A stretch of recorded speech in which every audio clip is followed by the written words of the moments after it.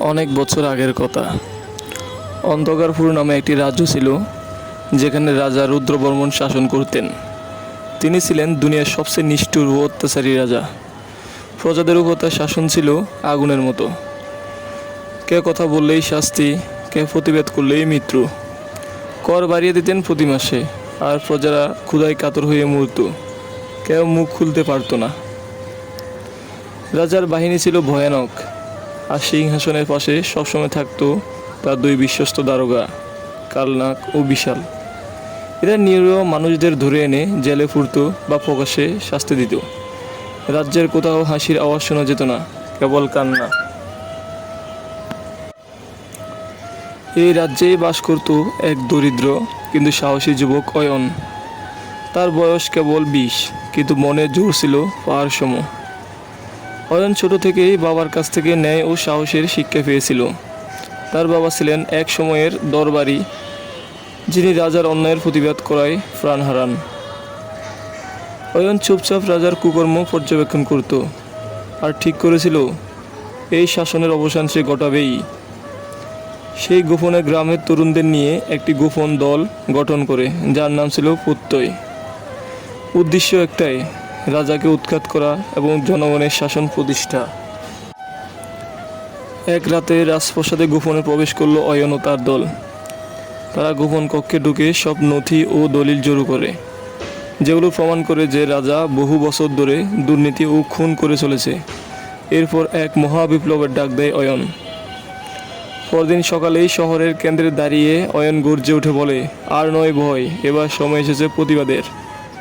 আমরা আর দাস নয়, আমরা নাগরিক। প্রথমে সবাই থমকে যায়, কিন্তু অয়নের সাহস দেখে এক একে রাস্তায় মানুষ নেমে আসে। হাজার হাজার মানুষ জড়ো হয়। রাজা রুদ্রবর্মন তার বাহিনী পাঠায় বিদ্রোহ দমন করতে, কিন্তু জনগণের স্রোতের সামনে তার বাহিনী দিকভ্রান্ত হয়ে পড়ে। অবশেষে প্রাসাদের দরজায় উপস্থিত হয় অয়ন। সিংহাসনে বসে থাকা রুদ্রবর্মনের সামনে গিয়ে দাঁড়ায় সে। রাজা জিজ্ঞেস করে, তুই কে রে, যে আমার সিংহাসনের সামনে দাঁড়াতে সাহস করিস? অয়ন বলে, আমি সেই সাধারণ জনতার প্রতিনিধি, যাদের তুই এতদিন ফিসে মেরেছিস। তোর ভয় আজ চলবে না। রাজা রেগে গিয়ে তলোয়ার হাতে তোলে। অয়ন তার আঘাত ঠেকায়। দুজনের মধ্যে শুরু হয় হুঙ্কারময় দ্বন্দ্ব। অবশেষে অয়ন রাজার হাত থেকে তলোয়ার ফেলে দেয় এবং তাকে ধরে ফেলে জনতার সামনে নিয়ে আসে। রুদ্রবর্মনকে বিচারের কাঠগড়ায় দাঁড় করানো হয়। জনগণই তার বিচার করে।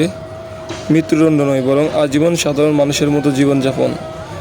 কারণ অয়ন বলে, আমরা প্রতিশোধ নয়, ন্যায় চাই। ক্ষমা তার জন্য নয়, বরং সে যেন বুঝতে পারে সত্যিকারের শাসন কাকে বলে। অয়ন রাজ্য পুনর্গঠনের দায়িত্ব নেয় না, বরং জনগণ নিজেরাই একজন নেতাকে বেছে নেয়। তৈরি হয় অন্ধকারপুর থেকে নতুন এক গণতান্ত্রিক আলোকপুর। রাস্তায় হাসি ফিরে আসে, শিশুরা খেলে, মানুষ গান গায়।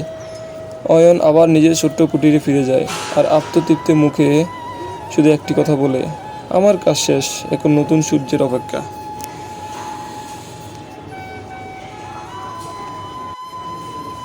এই গল্প আমাদের শেখায়, একজন সাহসী কণ্ঠ অনেকগুলো ঘুমন্ত কণ্ঠকে জাগিয়ে তুলতে পারে, এবং অন্যায়ের বিরুদ্ধে দাঁড়ানোর জন্য প্রয়োজন শুধু একটি সাহসী পদক্ষেপ।